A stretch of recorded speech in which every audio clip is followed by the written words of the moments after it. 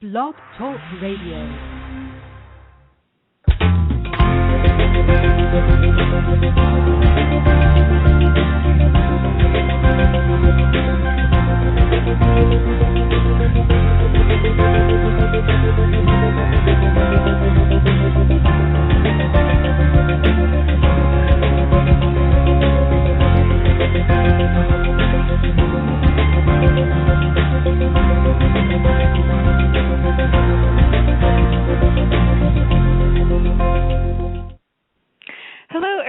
And welcome to yet another episode of The Wellness Coach here on Blog Talk Radio. I'm your host, Edie Summers, certified wellness coach, and I am so grateful to have today as my guest, Sheronde Glover. I think we're in for a real treat today, you guys. So I just want to introduce her. Sheronde Glover is the CEO, lead practitioner of the Business Practitioner Incorporated, an Atlanta-based consulting and training company whose mission is to help individuals and businesses become more purposeful, productive, and profitable.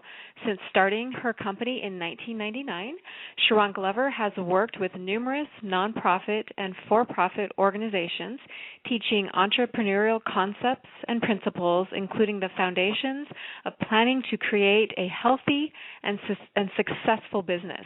She's the author of Sipping Tea and Doing Business, A Holistic Journey to Business Success, a book and concept that became a nationally known brand and symbol for both entrepreneurial and business women.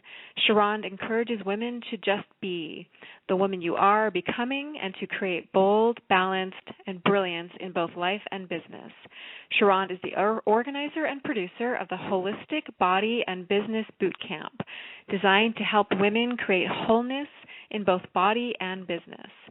Adding an additional hat to the Glover brand, Sheronde is also the founder of Car by Her, an automotive resource that educates women on car buying and helps dealerships become women-friendly.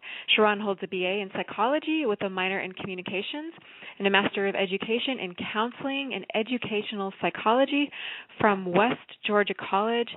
She is an enthusiastic and energetic trainer, a skilled writer, and a pragmatic coach. You can learn more about her websites, Grow Your Business in a Healthy Direction, thebusinesspractitioner.com, and she also has a network for women entrepreneurs, where women can just be. It's called sippingteaonline.net, and Car by Her is car-by-her.com. So, Sheronde, I just wanted to welcome you for being here today. Thank you so much for taking time out of your busy schedule, and welcome. How are you? Oh, I am doing wonderful, and thank you, Edie, so much for having me, and thank you for that wonderful introduction. I hope it wasn't too lengthy, but I am so looking forward to being here with you and all of your listeners and just being a part of what you're doing today. So thank you again for having me. Well, thank you for being here. It's a real pleasure, and I'm very impressed because, as you were mentioning hats, you do wear a lot of hats, and yet I think they're all related, and it really sounds like you're into empowering women on a lot of levels, and I'm really interested to know more about this. But first of all, I want to ask you, could you tell us about your company, The Business Practitioner? Yes, I sure will. And you're right about the hats, and it's so funny because, as entrepreneurs, serial entrepreneurs, social entrepreneurs, whatever category we fall in, we do tend to wear a lot of hats, and I think particularly as women, because we're just natural multitaskers, and we tend to also be just multi-talented individuals as people, not just women but men as well. And so I think a lot of times we have a lot of interests and a lot of things that we enjoy and that we want to do, and then I think we feel charged to kind of take it into the world and share our gifts with others. And so I think that's a lot of what you find when you see that type of scenario. But to give you a little bit of background in terms of me and the business practitioner, actually, I started my entrepreneur journey 1999, so it's been, 2009, 12, 13 years or so. And so it is the Business Practitioner is a consulting. It's a training company.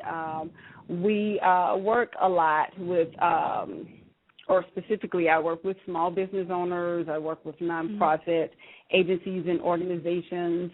And I started out, the original name of the business was Glover Enterprise, and about 2 or 3 years ago, I kind of went through a rebranding because I wanted to stop and really take a look at what it was that I really felt compelled to do and what I offered businesses. And what I looked at was just this whole idea of creating a healthy business.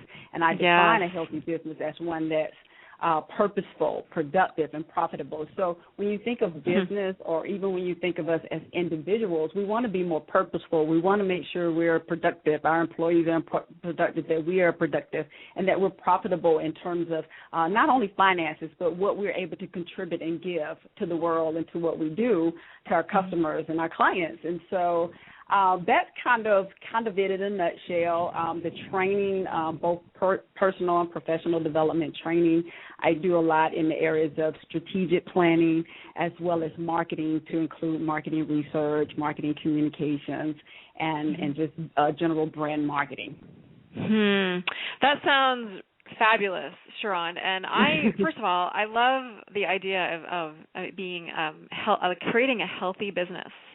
I love that, and I know that we're going to talk about this a little bit more, and we talk about your book. But I was on your website. Is it kind of like a social networking site? The sippingteaonline.net? Is that considered Is that considered social networking? But it's for women entrepreneurs, and you were talking out there about how you don't want to be. You can do both. Like you don't want to be going. Just doing work, you want to kind of balance it more, and I just love that idea of a healthy business. And then I was telling you this earlier. You know, I'm an entrepreneur as well, but I have never taken a business course yet, although I plan to. And so I'm really curious to know, kind of. Maybe you could tell us a little bit more details about, you know, what does it mean to be a more purposeful, productive, obviously everyone wants to be profitable, but it sounds like maybe you're saying that being purposeful, having a purpose, and being productive are those some of the ways to become more profitable? They are, and one of the things that we do is created what I call the BMI. And that's business measures and indicators. And so what we do, because when you look at how you want to become a purposeful or a more healthy business, to include being more purposeful, productive, and profitable, you want to take a look at really, you know, how your business is structured. You want to look at those classic things like what is the vision, what is our mission, you know, what is it we're trying to accomplish and how we are going about that. And that's really kind of the very first step. And if you think about it, if you think about your business and you think about yourself even individually, you know, you have to take a look at, you know, where am I going? Where am I trying to take this business? Where am I trying to go in life? You know, so when you understand that aspect and can really see what that vision is, then you can start creating a path to be more productive. That's your purpose once you get that side of it, when you see the vision and when you're able to then create a mission. And that would include, you know, why do we just exist? Why am I here? What is this business for? And that even goes back to what I was sharing with you in terms of the rebranding. I just wanted, when people heard the name of the business, to get, you know, kind of a clear picture of what it is we're trying to accomplish when we work with you. And so all of that is about, you know, really providing some strategic direction and creating, again, measurable results and looking at how you can be healthier. And so I like to look at both sides of it. When I work with businesses, I'm looking at, you know, how they have organized the business, how that business is structured, what some of the goals and objectives are, and how they are going about meeting those specific goals and objectives.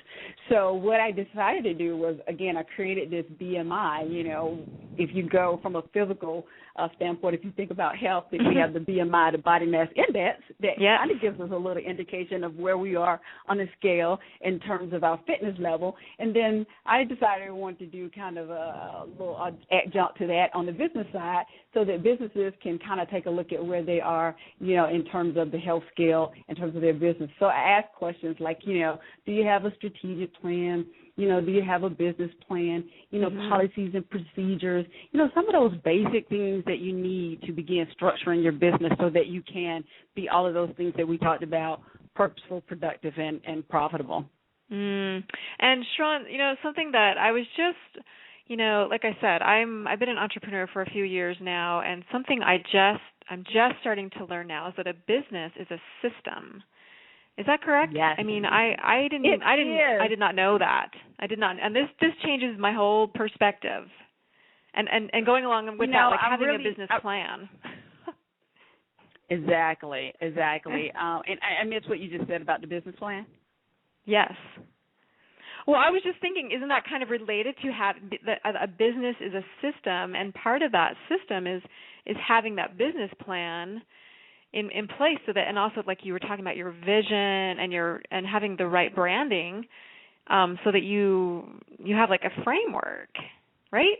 Absolutely. So that you kind of know where you're going and where you are. You have that exactly right, and it's very important. And I would say that's the very first step. It's really putting that plan in place.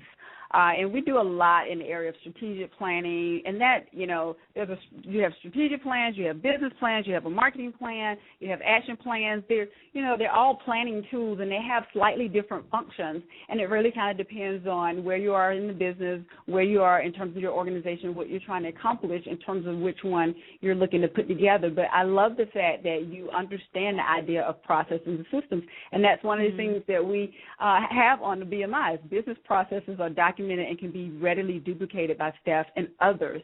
And so it is a process, because when you get up and you operate your business, and a lot of times what I see is business owners, they're doing things, and either they're having to continue to recreate something that they've already done, or they get to a point where maybe they're trying to grow and they're wanting to bring other people in, and they're not able to, or they're not able to successfully, because they have pretty much everything in their head, and there's no system and there are no processes in place in terms of how things operate on a regular basis. So you would have a system and process for pretty much everything that you do in your business, and that's very, very important. So yes, great point. And that's if I understand it correctly, is that what helps to streamline a business, or does it serve other functions as well? It does. I use the word, making it scalable. Streamline is a good one, but absolutely, because, when you get those processes down, and, when you start, if you're doing something for the first time around, you have to take it. So there's going to be some tweaking and some modifications, but absolutely, that's the way so that you can become, back to that second one, more productive. You can get up and basically duplicate that system, and then be able to turn that system over to someone else who basically can just look at their process and follow it and be able to do it. And one of the best examples of a large corporation that has done that very well is McDonald's. Everyone talks about McDonald's and their systems. And so what they created was something and this is why you can go to any McDonald's pretty much, and you will have the same fries every time. They will taste the same.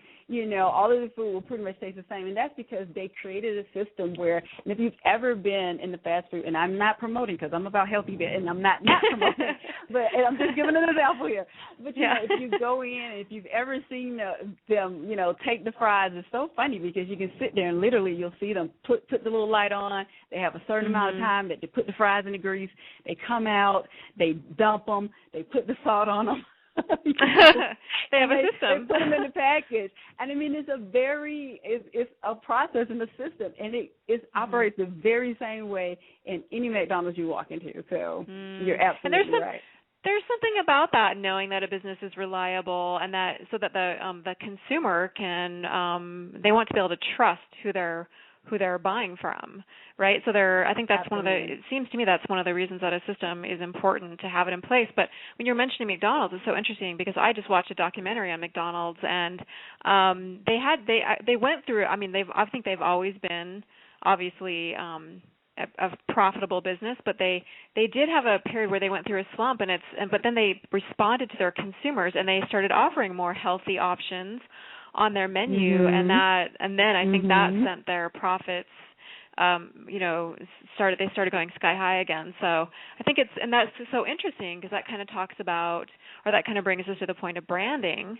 I know that not only just branded, but also, being in touch with your customer, understanding consumer needs, and looking at the trends and understanding those. And so, whereas when McDonald's was coming up and everybody was, eating burgers and fries, and then we moved into kind of this generation, this societal place of where, healthier was, and we know it's better, but it became more accepted and more of the norm. And so what is a fast food restaurant that, sells a lot of grease and fat and kind of food? What are they to do to kind of counter that? You don't just shut down the whole establishment, but you have to position yourself so that you have something to offer, everyone, and that you can show pretty much your consumers that, hey, we're listening to what you want, we're listening to what you need, and we are offering some things that, we're adding on.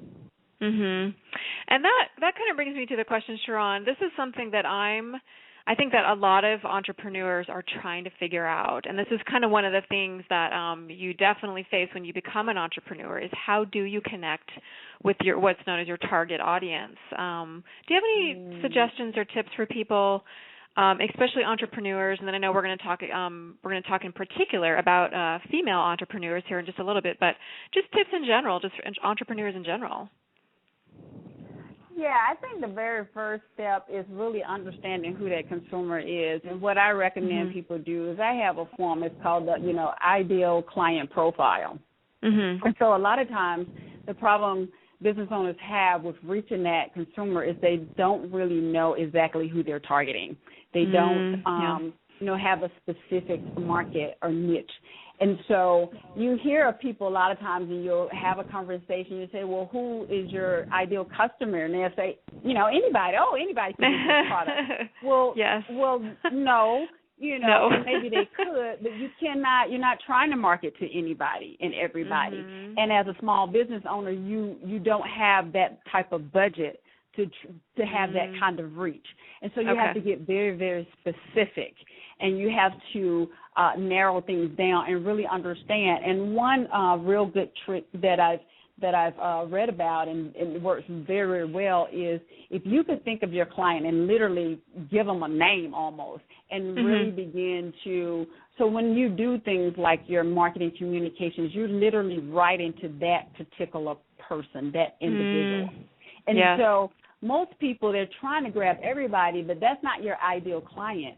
You have to find the people that want what you have to offer and that can buy in and connect almost immediately to what it is that you're doing.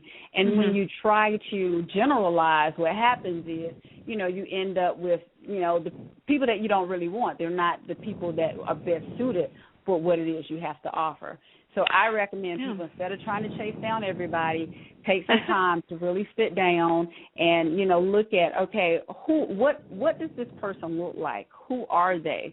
Where would you find them? What do they read? What are some of their characteristics? All those types of things, and really break that down. And if you're already in business, you may be able to do that by looking at who your clients are currently and then filtering out who the best ones are. The A category, B category, and C category. You want your A level category of customers. Absolutely. And this just kind of popped into my head, and I thought about this before, but I mean, you're the business expert, but wouldn't it be, I don't know if this is maybe too far out there, but would it be a safe assumption to say that you yourself might be your own best target market in terms of you're trying to understand your kind of like I've learned, like the deeper I get into running my business and finishing up of my own book, that the more I focus on like really getting deeply personal, both about my business and my book, I'm starting to notice that people are starting to be more attracted to me. And I'm wondering if there's some truth in that, like you could be your own target market, or is there a difference between the entrepreneur and the person that their niche market? Is there a difference there, or are they kind of potentially the same? Yeah, well, it really depends on your industry and your product and your service. So I would say not necessarily, but I see where you're going with that, and I think it's a really good point. So if you are a small business owner, and let's just say in my case, small business owner, woman business owner, so you may be able to look at it and say, and what you really want to ask is, a couple of things are happening. What problem are you solving? When you think in terms of your product and your service, you're looking in terms of the problem that you're solving. And so, or what need are you fulfilling, or what gap is there that you're fulfilling? And so when you can look at the problem that you solve and those people who need those problems solved, then you can really begin to understand your market. But again, not necessarily saying that you can't take a deeper look, because I think what's happening is, and to me where I thought you was going with that, and I totally believe in this, and this is a lot of what we say, by understanding yourself and knowing who you are and the gifts and the things you bring and how you bring that to those consumers, I do think you get a better understanding of who they are in that sense. Interesting. Yeah. That kind of makes sense. I like the way you say that. That makes sense. So it may not be exactly like a mirroring situation. However, the more you understand yourself better, and I would say even along with that, the more honest you can be, and the, sort of kind of the deeper that you go into your business, that way it sort of reveals itself naturally to be the business that is the perfect fit for certain individuals, like you said, that have a need, because that's ultimately why people end up contacting you, isn't it? Or buying from you, is because they have some kind of need, whether it's something that we've created for them or not. But hopefully it's an authentic need. And the reason why I wanted to kind of clarify that is because a lot of times the mistake that is made is that most business owners are coming from their own perspective, and you have to kind of, in that sense, really get out of yourself and look at who that customer is and what they need, and focus on them more than thinking about yourself. So that's why I say it's kind of a two-sided, and I want to just kind of clarify how that does work based on the way you put it, and then how it works on the other end too. Really being so in tune with that customer and really speaking to them, so that when they are reading your copy, they're like, that's me. Yeah, and I have to contact them themselves. Yeah, and also this is a service. It's a service, so that's and hopefully a lot of holistic businesses are coming. We're going to talk about holistic business here now.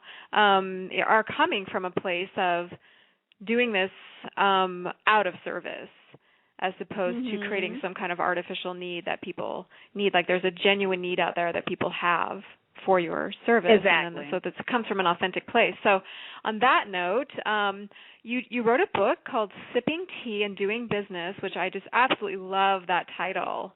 It just, what a fantastic picture that creates in my mind, and what a great feeling that gives me. And, I have to say, I've only I don't know if this is even off base or not, but I haven't lived in the true South. I lived in Virginia for a year. Now, is that even considered the true South? People always told me it's not, because I love the South, I have to say. Anyway, I can say I maybe lived close to the South, and I've obviously visited like North Carolina. Anyway, it's just so beautiful down there, and the whole idea of sipping tea, it's a more mellow pace, isn't it, a little bit? And that's what I love about the South. That's one of the things I love. Yeah, I mean, and that's exactly, the feel. It's kind of warmer. It's kind of warmer, not so much in terms of the weather, but warmer in terms of just, welcoming. Oh, that's so great. Yeah. Yes, it is. And there is more humidity too, which could be why there's maybe a slower pace. I mean, that definitely made me go slower down there. But I'm just wondering if you could tell us more about this concept of sipping tea and doing business, and what prompted you to write this book, Sheronde?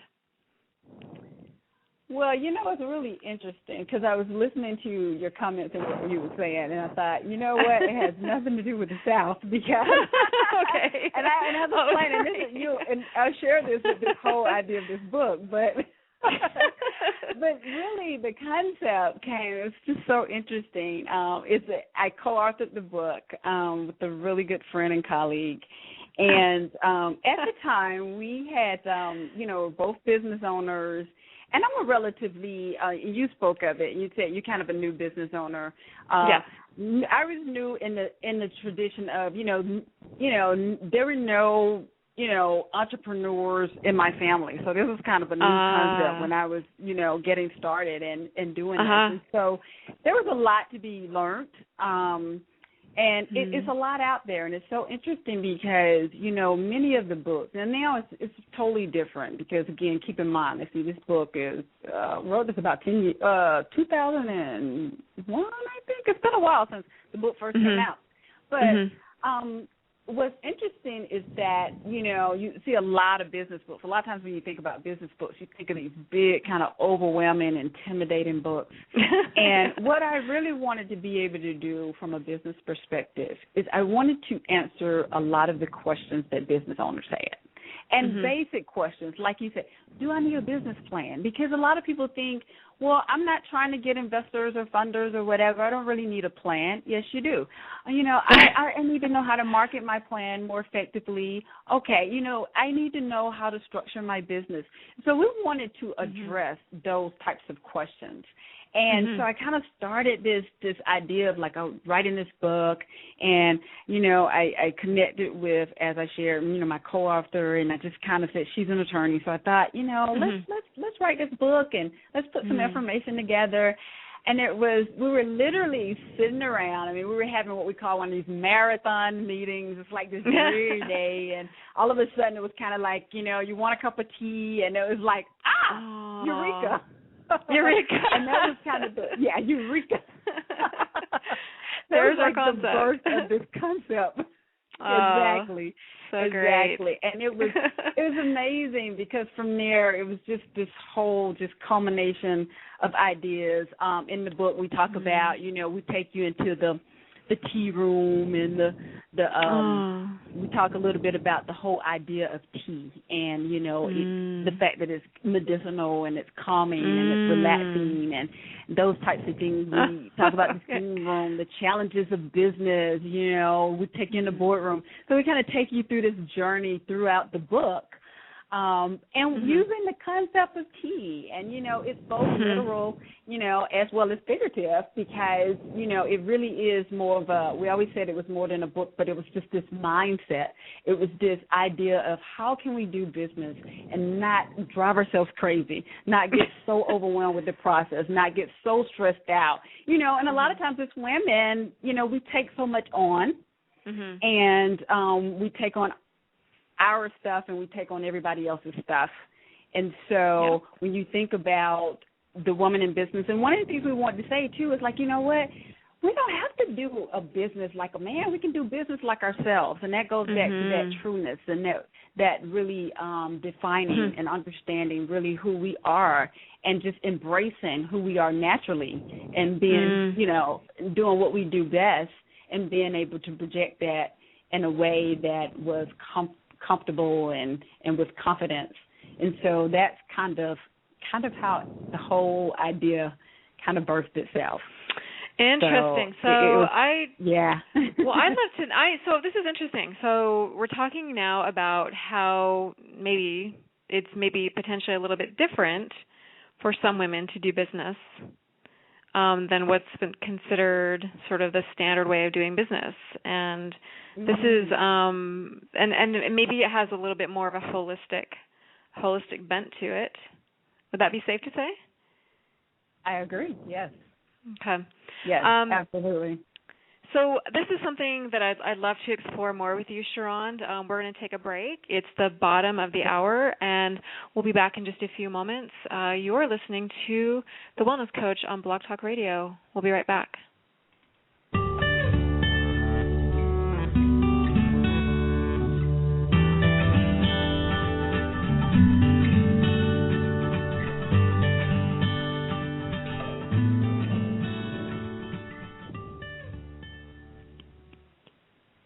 Are you trying to lose weight? Maybe you're trying to quit smoking or working to lower your blood pressure or cholesterol numbers with your doctor. Whatever your health goals are, wellness coaching can help you to achieve them. Wellness coaching is an effective, fun, empowered way to change your health habits for good and achieve lasting results. Visit portlandwellnesscoach.com today. You have the power to change. portlandwellnesscoach.com. Change for good.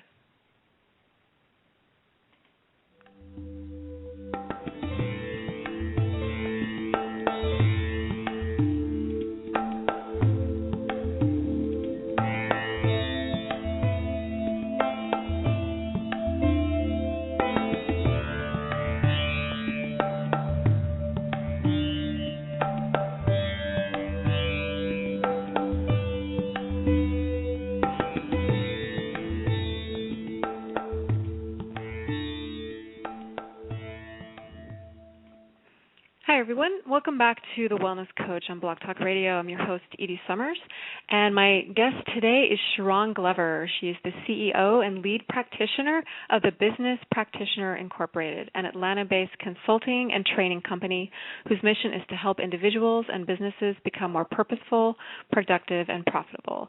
Since starting her company in 1999, Sheronde Glover has worked with numerous nonprofit and for-profit organizations teaching entrepreneurial concepts and principles, including the foundations of planning to create a healthy and successful business. She is the author of Sipping Tea and Doing Business, A Holistic Journey to Business Success, a book and concept that became a nationally known brand and symbol for both entrepreneurial and business women.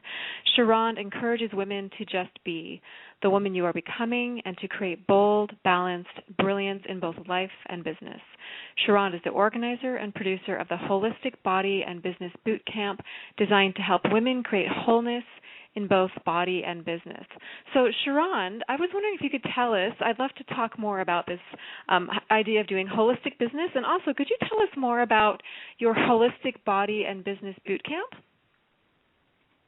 Yes, I'm so glad you brought that up. And I was really excited about that. That was a concept that actually came to me a little bit, I don't know, it's probably a year or so ago. And I had this idea around, body and business because, again, when I think about businesses and creating healthy businesses, it always starts at kind of the core, the leader. The culture of the business is directly impacted by the leader of that business.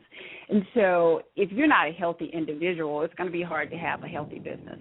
And that's particularly when you have small business owners or small teams or even solopreneurs. And so it's important that we be mindful of both the body and the business. And so that was kind of the whole take. The initial idea was to create just a physical boot camp where we did a combination of like fitness and physical exercise and using concepts around business. And but I decided, you know what, we're totally virtual now. We're in a technological society, and so let's why not do a virtual event? And so it was really, really wonderful. It was a full day of just concepts and tips and techniques on how to create, again, wholeness in both body and business. So we talked about things like, how to create your why, and that goes to the purpose, when you're thinking about your business. And when you really, again, going back to what you were saying, like who are the best customers? What is that why? And when you really understand that, so we had a series of about 6 presenters who talked about, we started out with how to be deliberate, how to just get very specific and deliberate about what it is you want, what it is you're trying to accomplish, in both your body and your business. We talked about how to create how to relax in a chaotic life. How to do what? That was a really good one. How to relax in a chaotic life. Yes. Yeah. And isn't that part of doing business in a holistic way is to kind of, I noticed you were talking about on your website, you can work for 8 hours or longer, but take that break and take that walk. Yeah, and I tell people, I know there are probably a lot of people out there listening, particularly women, like, listen, you don't understand. I'm running this business. I have a family, whatever. It's not possible. I can't do it. And I tell people, if I can balance myself, I just have to tell you, and this is why it's so interesting to me about the book, and this is why I said to you earlier about it's really not about the style. It has a lot to do really with that personality type. I am classic type A, classic type A. So if you know anything about type A's, the go, ambitious and patient, competitive, all that stuff. You know, everything's urgent. Everything has to be done now.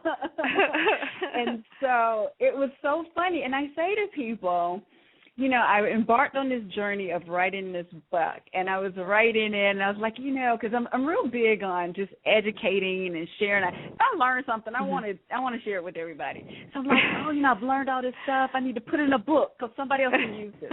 And I really felt compelled that, you know, I was writing this book for all these women, and I was, but I also realized after I finished the book that the book was for me too.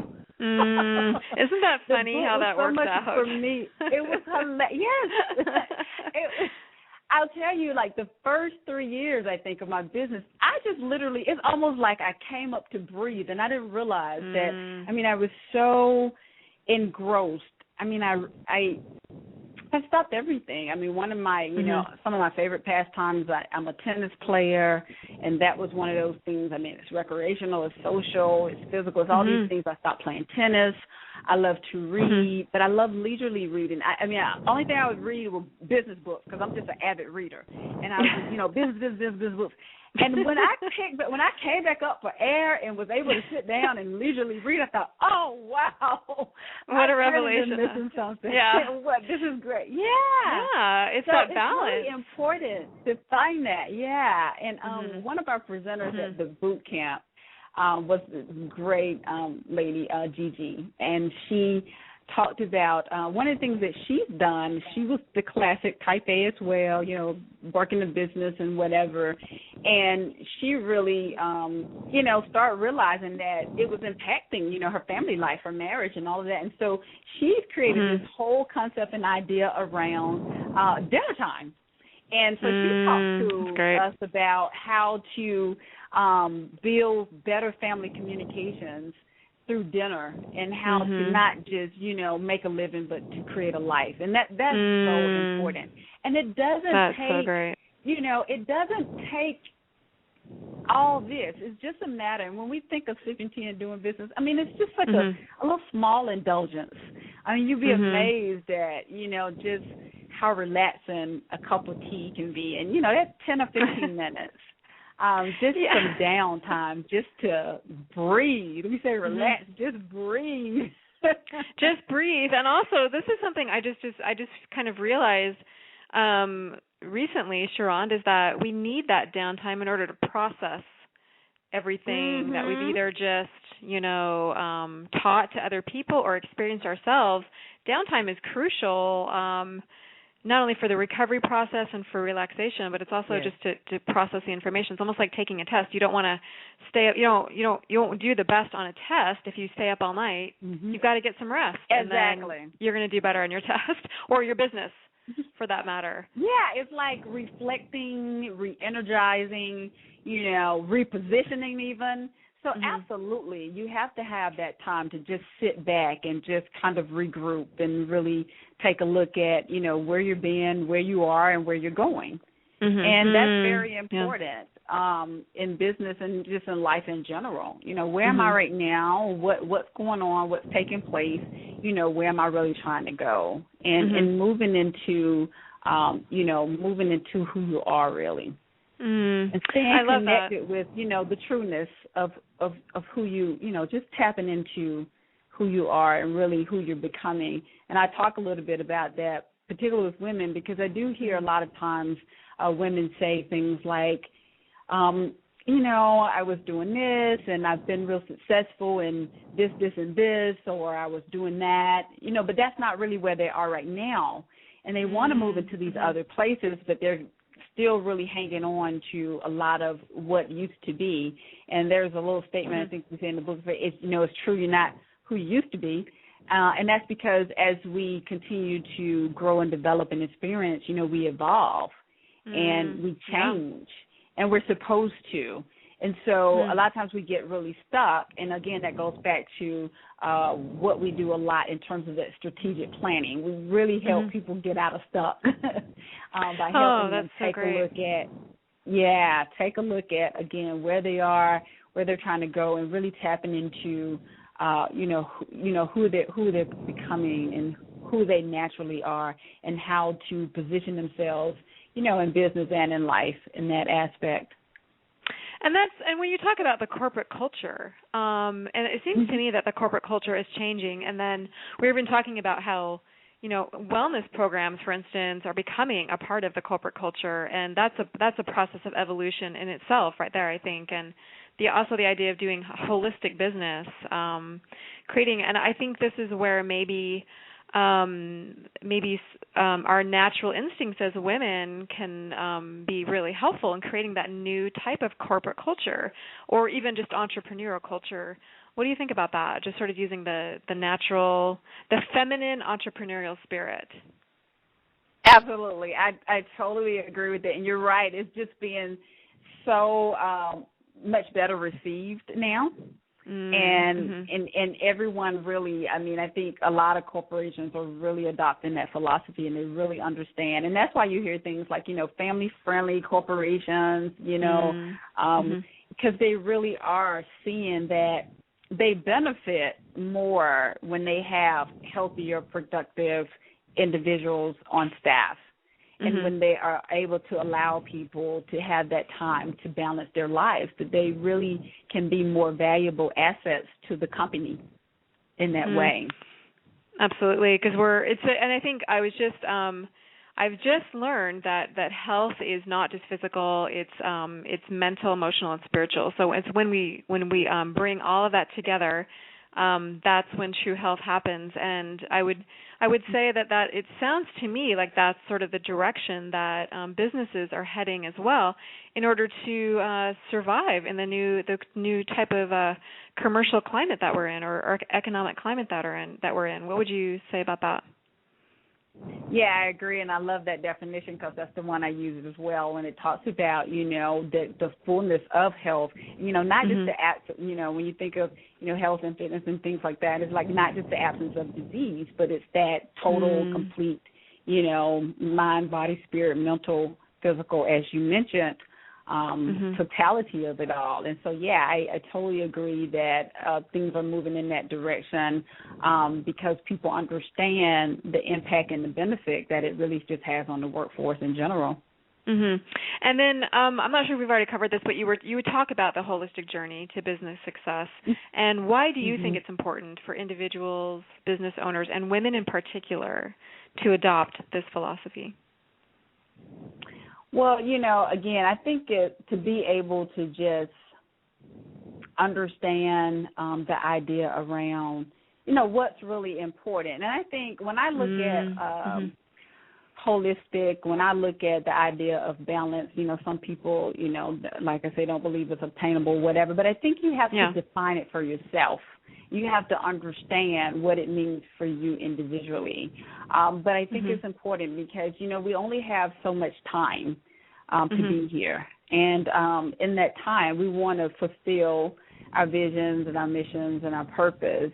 We want to be able to do that in a way, that's healthy, so that we can get out there and not turn around or look back and, have a lot of, regrets, or end up in places where we're not healthy because we've put too much stress on ourselves. I've been to a number of events. We actually did part of our series with the boot camp was I actually did a colleague actually did a study on this idea of dis-ease and disease in the body. And so what we find is, stress is very, it happens a lot, particularly with women. And so when you put a lot of stress, that's just totally unhealthy. And, we literally, are dying because of it. And so it's very important that we're able to, be more complete is the best way I can put it. And that we, take a look at all of those aspects of our lives, spiritual, mental, physical, and make sure that we're just in line. Because otherwise, it's kind of like you see those commercials where they have the people that are tilted over. You have to straighten back up. So we want to be in balance. We don't want to fall over.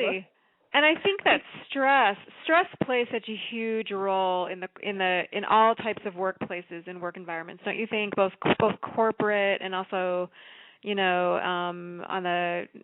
the entrepreneurs. I think there's this whole notion where there is especially if you're running your own business, but even if you're part of a corporation, I think it's really common for people to get incredibly stressed out, and that is sort of a dead end road.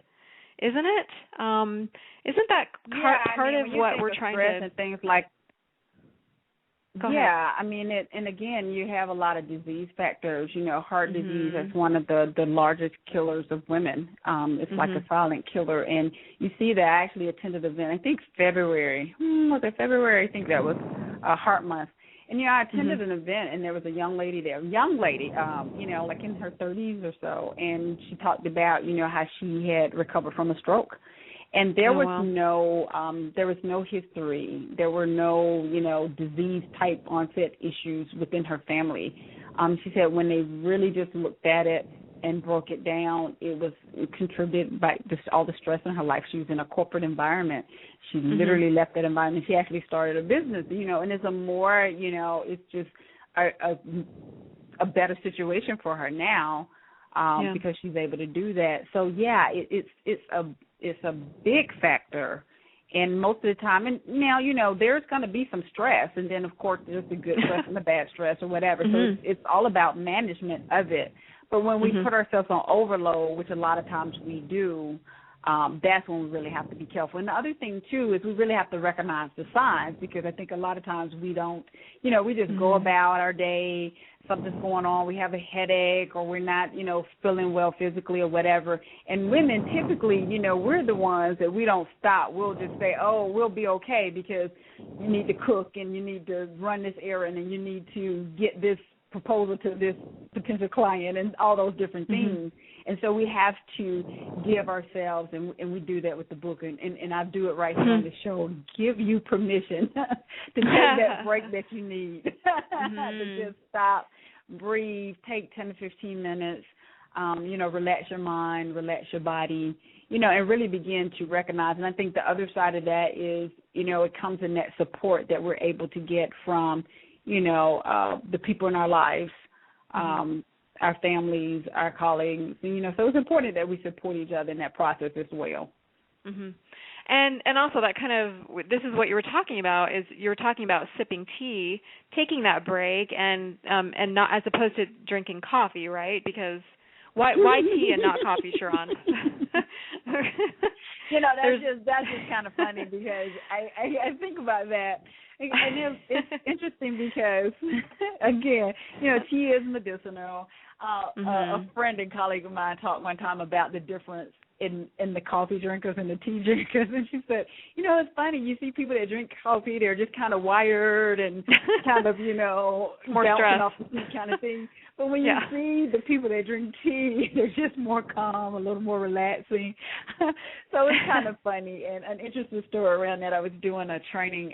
It was an entrepreneur training one time. It was a little while ago, but there was a gentleman that was in the training. And, it's funny with sipping tea and doing business. You talked about it, but, women just so get it. Like, when you say it, women get it just immediately. And the gentleman was like, wait a minute, why are you leaving the men out? Can't you have, like, a drinking coffee and eating donuts first? And I thought that was really funny. That's funny. But it just kind of speaks to the whole calming, relaxing, the medicinal impact and the fact that, that tea does have on the body. Yeah, even has something called, I know that green tea has something called L-theanine in it, which actually can calm down your brain, so that if you're looking for that energetic lift in the middle of your day or whenever, you can still have your caffeine if caffeine works for you. And yet, if you drink, say green tea, you're not going to be, wired even more so than you may already be if you're already working. And kind of the point is to take that break, and then to which will in turn make you more productive, right? Absolutely. More productive. And a lot of times, and that's a really good point, because most people think, I should go, and that will make me more productive.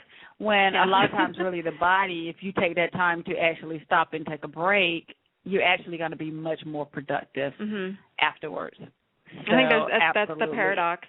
Yeah, that's the paradox. That's the give and take of life, and that's the beauty of taking care of yourself as well while you're doing business. And I hope that's the sort of the forecast in general for businesses at large here is recognizing that people are human beings, and then people need to be able to take care of themselves, and they will in turn be more productive. And I think a lot of companies are embracing that, and especially if you're going to be an entrepreneur, it's really important to kind of realize that holistic part of it, which will in turn, I think your customers will recognize that in you as well and respond to you more, I suspect. Well, and if you think about it, if you're taking care of yourself, then wouldn't that transfer over into taking care of your business as well? So it goes back to that whole interesting discussion we were having about both a healthy, being healthy individuals and creating healthy businesses, and so you are able to align those same things and transfer those same types of concepts and ideas over into your business, and really looking at, how do I build a healthy organization? And I do that by making sure that I'm taking care of it in all aspects that it needs to be taken care of. So it's really kind of the same, those same concepts that you can transfer from both physical into business as well. That's very well said, Sheronde. I love that. And I was wondering if you could tell us where can people find out more information about your book as well as the event, the Holistic Body and Business Bootcamp. Okay, well, they can visit online at sippingteaonline.net. sippingteaonline.net, and there's information on the book there as well as information on our upcoming events, including the boot camp. Oh, that's so great. And then also for other people that are listening, your other website is thebusinesspractitioner.com. Correct. And that's a tricky word to spell, so the business practitioner. Yes, thebusinesspractitioner.com. And then speaking of your websites, Sheronde, I know we're switching gears just a little bit, but I find this is really awesome that you're doing this. You have a website called Car by Her. And can you tell us what exactly that is, and what's the address of your website, and can you just share with us a little bit what your mission is with this? Yes. Car by Her is actually an automotive resource, and the goal is to educate women on car buying and maintenance, and also to educate dealerships on how they can become more woman-friendly. So basically what we do is we provide, the website is, I think I shared it, carbyher.com. That's CAR-BUY-HER.com. We define a car by her as a woman that is informed, in control, and ready to buy. Love it. And so we're helping her do that by giving her the information that she needs. Buying a car can be very frustrating and very overwhelming, particularly for women. And traditionally, it's been kind of a man's type of world. And so I wanted to break that down a little bit and make it a little bit easier for women to maneuver the idea around car buying. And it really was birthed from my own personal car buying experience. And, I realized it was interesting because I was going through it and I was just going, oh, my goodness. And at the time, I've never really facilitated this process on my own. And me being this independent, woman, and, okay, let me go find some information to the Internet and look, and there was a wealth of information, lots and tons of information, but when I tell you it was so over the top and was not at all woman friendly, so I thought,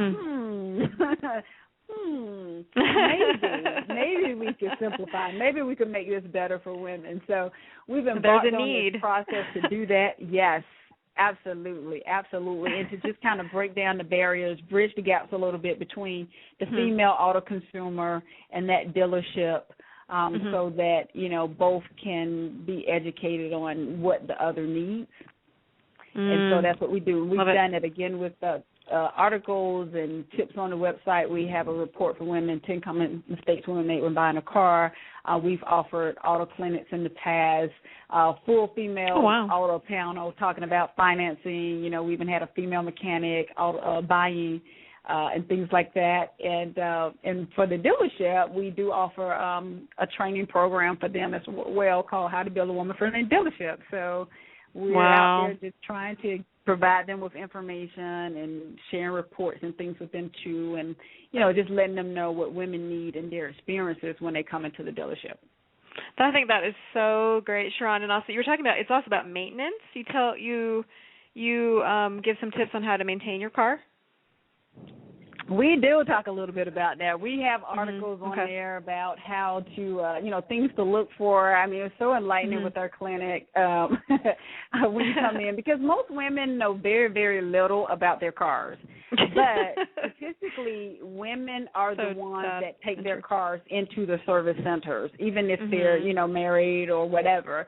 And so it's just good to have a little bit of an idea of maybe what's under the hood and, you know, what may be going on. And what was really fascinating, one of the things that we really learned from the female mechanic that we had there was, you know, while we tend to look at that mechanic as the expert, that we actually are more of the experts on our car, because we're in that car every single day, driving that car. So when we hear a funny noise or something going on, we know best. And so we got a lot of great tips about how to maneuver that process when you go to the service centers, what kind of language you want to use, what language equals more dollars, what language will probably cost you less. So lots of great information. Well, my goodness, that's fantastic. And I know I've been to your website once. I'm going to go back and check it out again, because that sounds like invaluable information. And it's really important, I think, to get empowered about the car buying process, along with everything else. You know, this is an exciting time for women. So it's just women are kind of stepping into their own. So, and speaking of that, in visiting your website, you say to women to breathe and just be the woman you are becoming. To breathe and just be the woman you are becoming. What do you mean by that? Yeah, well, again, that just goes back to helping women, again, look for it and not get so stuck into, you know, what was and what they maybe used to do and used to be, and, you know, just helping them to really define who they are right now, where they're trying to go, what's the next steps, what's the next level, and not necessarily defining that based on, you know, who they were. Because we are changing and evolving, and we want to help women really have a workshop. It's called Fulfilling the Vision of Who You Are. And we talk about this part of being bold, balanced, and brilliance. And to me, part of what being bold is really understanding, you know, yourself and asking those questions. And a lot of times we really don't know ourselves as well as we think we do. And a lot of times we're doing things, and particularly women, we're maybe doing the things that we believe that people think we should be doing. And so it's important that we understand and align ourselves with our true values, and that we understand and know our own truths, and not others, and that we're not living somebody else's life, but that we're living our own, and we're living it on our own terms. And that's so important. It's just, isn't it? It's just so important to, I think to me that kind of that's where authenticity comes from, and that's where success comes from, in my experience. And being true to yourself. Being true to yourself. So beautiful. And then that will in turn speak to your particular client base, and will fulfill whatever needs they have. So it's beautiful. And well, Sheronde, I have to say it's been lovely sipping tea and doing business and being on this radio show with you. I'm really grateful that you took the time out to be on with us today. And if someone wanted to contact you, what is the best way for them to do that? They can either do that, you know, via the website and the email. Okay. Or they can always give us a call. We do have a toll-free number. That's 1-888-210-4539. Or they can visit the website, thebusinesspractitioner.com, and we have a contact page with email. Oh, perfect. Well, thanks again, Sheronde. I really appreciate you being here. Is there any words of wisdom you want to leave with our listeners today? I know you love quotes. I'm a huge fan of quotes too. I always say people don't don't get me started because I can go on forever with them. But what's your favorite? What's like your favorite inspirational quote that you can think of? You know what? I'm kind of like you. There's so many, and they're great because they're inspirational and they can be quirky and funny and all that good stuff. But I'm going to give you one from the book here, and it's a very, very simple one, and it kind of brings together everything that we just said. But it's enjoy life sip by sip, not gulp by gulp. And that's Minister of Leaves. I like that one. I think that's kind of just very simple and very on point. So perfect. Love it. I've never heard that before. That's it's rare I can say that I have not heard a quote before, so that's fantastic. Sheronde, thanks again. I just really appreciate you being here, and I encourage everyone to go check out your websites and to check out your book, Sipping Tea and Doing Business. And thanks again, and hopefully I'll talk to you again soon, and thanks so much for being here. Sounds wonderful. Thank you so much for having me, and I enjoy it very much. Thank you. Talk to you soon. Bye-bye. Bye-bye.